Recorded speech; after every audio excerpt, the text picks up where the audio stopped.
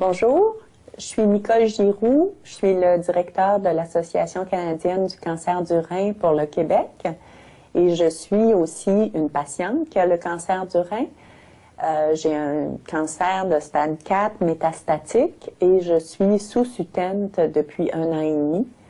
Et aujourd'hui, j'aimerais vous parler de l'approbation des médicaments. En fait, je voudrais vous parler des droits qu'on a en tant que patient d'avoir des médicaments qui sont remboursés par le régime d'assurance gouvernementale. Et j'aimerais vous parler un petit peu de quelle est la situation au Québec. Alors, il y a déjà quelques années, il y a même 4 ans, le traitement du cancer du rein métastatique était à peu près inexistant. On parle d'un cancer qui ne réagit pas vraiment à la chimiothérapie ni à la radiothérapie. Et c'est depuis la découverte des molécules ciblées qu'on peut parler véritablement de traitement en ce qui concerne le cancer du rein métastatique. Et pour ce traitement-là, il existe dans le moment 5 médicaments qui sont approuvés par Santé Canada dans le traitement du cancer du rein métastatique. Sur ces 5 médicaments-là qui sont approuvés au Canada, il y en a 4 qui ont été présentés pour être approuvés par le Conseil du médicament, qui est l'organisme qui accepte ou refuse les médicaments pour les Québécois. Et donc, 4 des 5 médicaments qui sont approuvés par Santé Canada ont été présentés au Conseil du médicament. Et il y en a un seul qui est accepté à ce jour par le Conseil du médicament au Québec pour les patients québécois. Et c'est un médicament qui s'appelle le Sutent. Donc, on va dire que notre petit chien ici, c'est le Sutent. Alors, la première des choses qu'il faut comprendre, c'est que le Sutent, les patients ne réagiront pas tous de la même manière au Sutent. C'est un excellent médicament. Mais il y a une première iniquité dans le fait de n'avoir que ce médicament-là. Parce que ce qui va se passer, alors on va dire que ça ici, c'est le patient A et on va dire que ça ici, c'est le patient B. Alors le patient A prend Sutent, le patient B aussi. Tout se passe très bien pendant 1 mois, 2 mois, 3 mois. Le patient A, ça continue à bien aller. Le patient B, lui, par contre, la maladie progresse. Donc, il doit interrompre le Sutent. Et pendant ce temps-là, le patient A, lui, continue. Et voilà, il a fait 1 an. Là, il est en train de faire sa 2e année. On est rendu, il y a des patients. J'ai rencontré un oncologue dernièrement qui a un patient qui, ça fait 5 ans qu'il est sous Sutent. Donc, tout ce temps-là, on a un patient qui est soigné, le traitement est très efficace, il mène une vie productive et il est sous Sutent qui est remboursé par le gouvernement. Le patient B, lui, n'a pas de choix.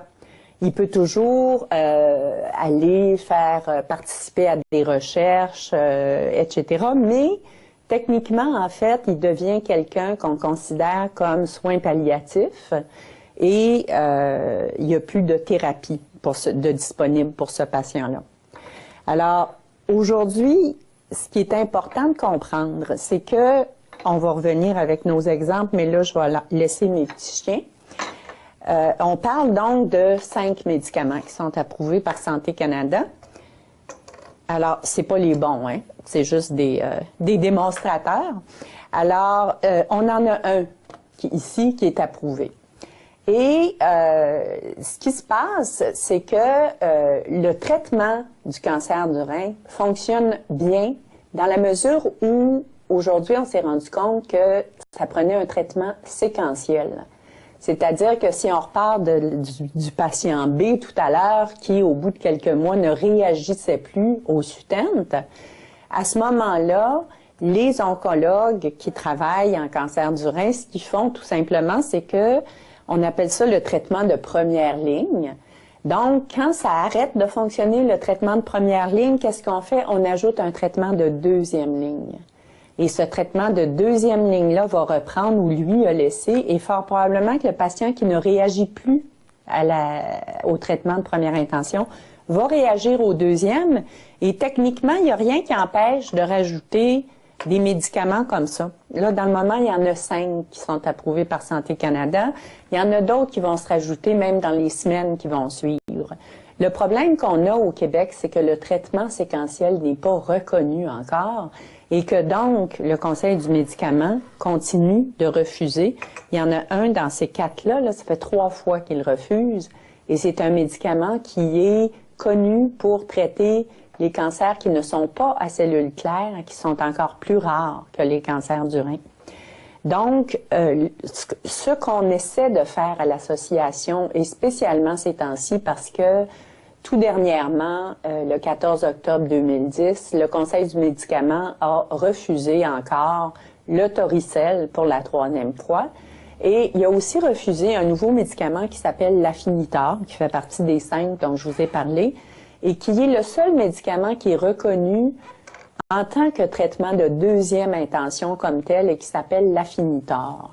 Et ce médicament-là a prouvé son efficacité en tant que médicament de 2e ligne, mais il vient d'être refusé par le Conseil du médicament et il y avait, depuis presque un an, un programme de compassion qui était mis sur pied par la compagnie pharmaceutique.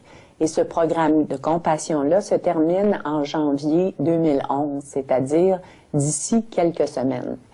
Alors, la raison pour laquelle j'ai fait tout ce petit spectacle-là pour vous, c'est pour vous dire que dernièrement, j'ai écrit au Conseil du médicament afin de leur faire part de l'opposition de la CCR au refus qu'ils ont fait pour le médicament Afinitor et Toricel.